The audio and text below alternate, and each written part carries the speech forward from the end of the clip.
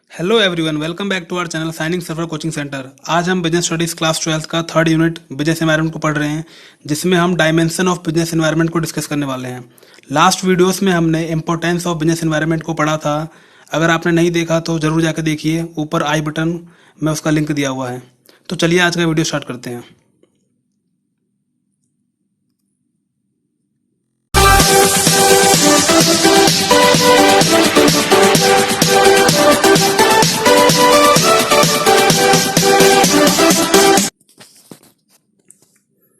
Dimensions of business environment. Dimension of business environment क्या होता है? एक तरीके से आप कह सकते हो कि एलिमेंट्स, हमारे जो बिजनेस एनवायरनमेंट है उसके कौन कौन से एलिमेंट है, हिंदी में इसको आयाम कहते हैं। तो कौन कौन से ऐसे फैक्टर हैं जो बिजनेस एनवायरनमेंट को अफेक्ट करते हैं? तो हम 5 डायमेंशन होंगे हमारे। पहला होगा इकोनॉमिक डायमेंशन, दूसरा पॉलिटिकल, लीगल, सोशल और टेक्नोलॉजिकल। तो ये 5 हमारे डायमेंशन ऑफ बिजनेस एनवायरनमेंट है। आइए इसको डिटेल में डिस्कस करते हैं। पहला डायमेंशन है इकोनॉमिक एनवायरनमेंट। इकोनॉमिक एनवायरनमेंट में क्या होता है कि वो सारे फैक्टर जो हमारे बिजनेस को इकोनॉमिकली अफेक्ट करें।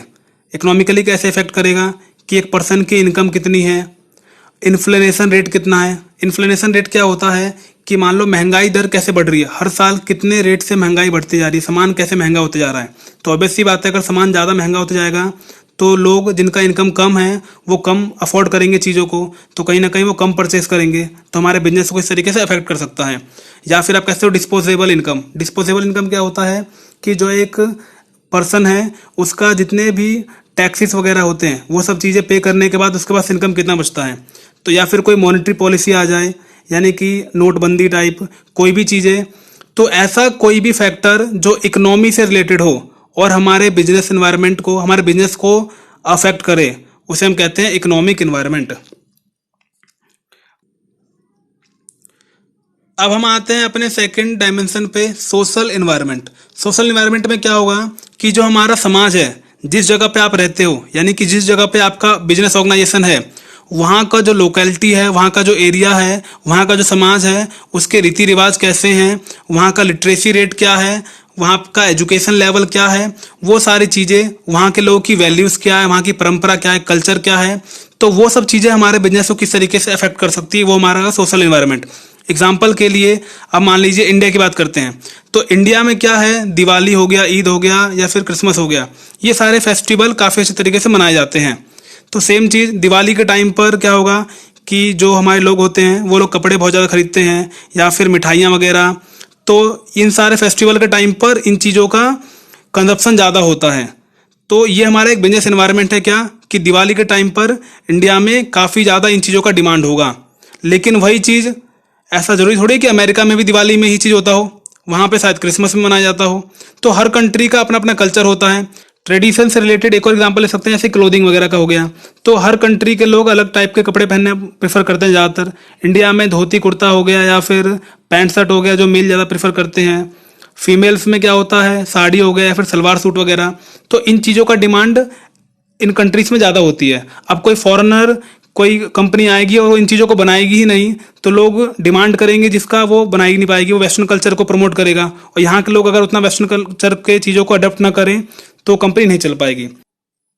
तो इस पॉइंट में यही बोला गया है कि जिस जगह पर आपका बिजनेस है वहाँ का सोशल एनवायरनमेंट कैसा है, वहाँ का कल्चर कैसा है, उन चीज़ों को आप ध्यान में रखो, तभी जाके आप अपने बिजनेस को सक्सेस कर पाओगे और उस जगह पर आप स्टेबल रह पाओगे।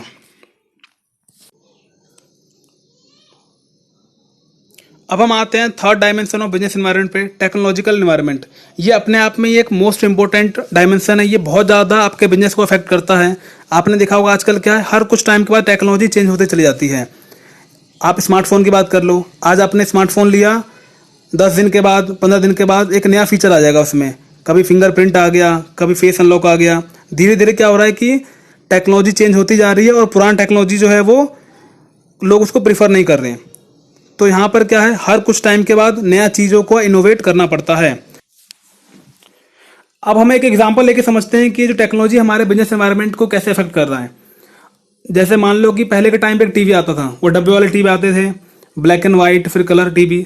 अगर आज की डेट में आप लेने जाओगे तो क्या सोचोगे, मैं डब्बे वाला टीवी लूंगा, बड़ा टीवी लूंगा, लेकिन डब्बे वाला लूंगा, सोचोगे ऐसा? बिल्कुल नहीं। आप क्या जाओगे, आप देखोगे एलसीडी टीवी चाहिए या फिर एलईडी लोगे, आजकल पता नहीं और ओलेड वगैरह आने लग गए हैं। तो आप क्या है, जैसे जैसे टेक्नोलॉजी बढ़ते जा रहा है आप भी हाई लेवल के टेक्नोलॉजी का डिमांड कर रहे हो। अब इसमें क्या प्रॉब्लम होती है, जो कंपनी पहले के टाइम में डब्बे वाली टीवी बनाती थी, आज के डेट में उनका डिमांड बिल्कुल खत्म हो चुका है। तो उन्हें भी क्या करना होगा, अपने आप को उस टेक्नोलॉजी के साथ में चेंज करना पड़ेगा। तो सेम यहाँ पर क्या होता है कि अगर आप टेक्नोलॉजी के साथ अगर अपने आप को बदलाव नहीं कर पाओगे तो आप मार्केट में बहुत पीछे हो जाओगे और आपके कॉम्पिटिटर काफी ज्यादा आगे निकल जाएंगे।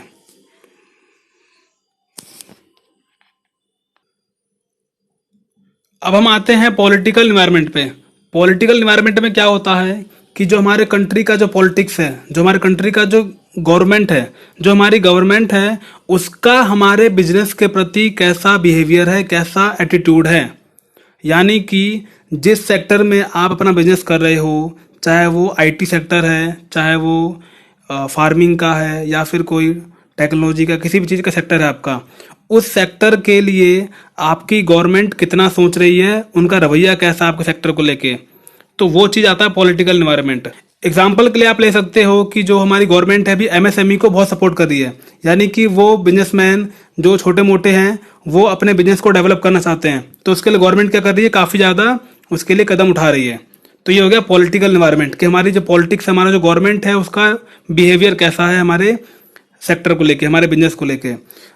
दूसरा पॉइंट क्या है यहाँ पर कि जो आपकी गवर्नमेंट है किस तरीके से चेंज हो रही है, जिस स्टेट में आप रहते हो, जिस कंट्री में आप रहते हो, वहाँ की गवर्नमेंट स्टेबल है कि नहीं है। अगर स्टेबल नहीं होगी तो जो इसमें इन्वेस्टर होंगे वो डरेंगे अपना पैसा लगाने के लिए कि मान लो अभी तो गवर्नमेंट ठीक है, वो इस सेक्टर को बढ़ावा दे रही है, लेकिन अभी कुछ टाइम बाद अगर ये गवर्नमेंट चेंज हो जाए तो फिर जो अगली गवर्नमेंट आएगी वो इसको उतना प्रमोट करेगी या नहीं करेगी। तो इसलिए हमारे गवर्नमेंट का स्टेबिलिटी भी बहुत ज़्यादा मेन इसमें होता है। और दूसरी चीज़ क्या था कि हमारे गवर्नमेंट का बिहेवियर कैसा है, एटीट्यूड कैसा है हमारे बिजनेस को लेके।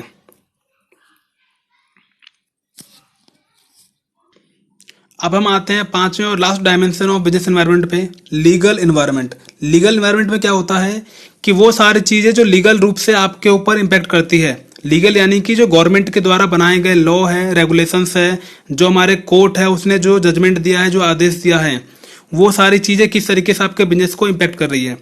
अब आप यहाँ पे देखोगे कि लास्ट पॉइंट में भी तो पॉलिटिक्स आ रहा था, गवर्नमेंट आ रही थी, इस वाले पॉइंट में भी गवर्नमेंट आ रही है। दोनों में बहुत बड़ा डिफरेंस है। डिफरेंस क्या है कि उस वाले में हम पॉलिटिकल एनवायरनमेंट में क्या देख रहे थे कि हमारे गवर्नमेंट का एटीट्यूड कैसा है हमारे सेक्टर को लेके, हमारे बिजनेस को लेके। इसमें क्या है, गवर्नमेंट के द्वारा बनाया गया रूल रेगुलेशन, यहाँ पे लॉ, यानी कि सिंपली बोला जाए कि अगर हमारा बिहेवियर एमएसएमई को सपोर्ट कर रहा है तो वो हमारा पॉलिटिकल एनवायरनमेंट हो गया।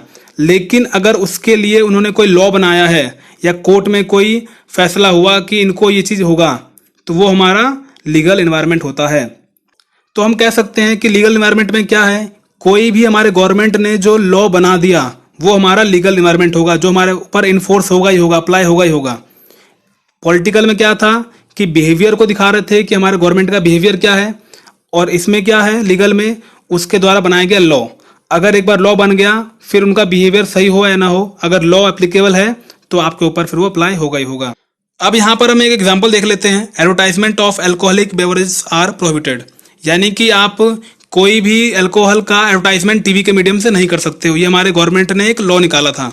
अब आप बोलोगे भैया हम ऐड तो देखते हैं, इंपीरियल ब्लू वगैरह का ऐड आता है, तो जब आप ऐड देखते होगे तो उसमें ये बोला गया है कि आप उसको पानी के मीडियम से या सोडा के मीडियम से या फिर कोई सॉन्ग के मीडियम से आप दिखा सकते हो।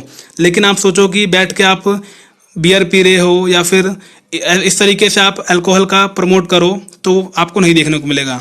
आप देखना इंपीरियल ब्लू का जो ऐड आता है उसमें क्या होता है कि ऑफिस में बैठे होते हैं या फिर एक लिफ्ट में जा रहा होता है, एक सॉन्ग चल रहा होता है, तो आप सॉन्ग के मीडियम से या फिर किसी पानी का ऐड करके या सोडा के ऐड करके आप दिखा सकते हो, लेकिन आप बिल्कुल एग्जैक्ट उस वे में आप इसका ऐड नहीं कर सकते। यहाँ पर आप लोगों के लिए क्वेश्चन है कि अल्कोहल के एडवर्टाइजमेंट से रिलेटेड जो एक्ट बना था वो किस ईयर में बना था, नीचे कमेंट करके जरूर बताइए।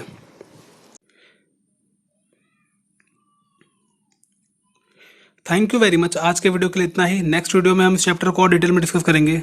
तो आप चैनल पर नए हैं तो सब्सक्राइब जरूर कर लीजिए और बेल आइकन को प्रेस कर दीजिए ताकि वीडियो का नोटिफिकेशन आते ही आप तक पहुंच जाए। और अगर आपको मैथ्स के शॉर्ट ट्रिक में इंटरेस्ट है तो ऊपर आई बटन में उसका लिंक दिया हुआ है, आप जाके जरूर देखिए। अगर वीडियो अच्छी लगी हो तो लाइक करें, शेयर करें, सब्सक्राइब करें और फॉलो करें। धन्यवाद।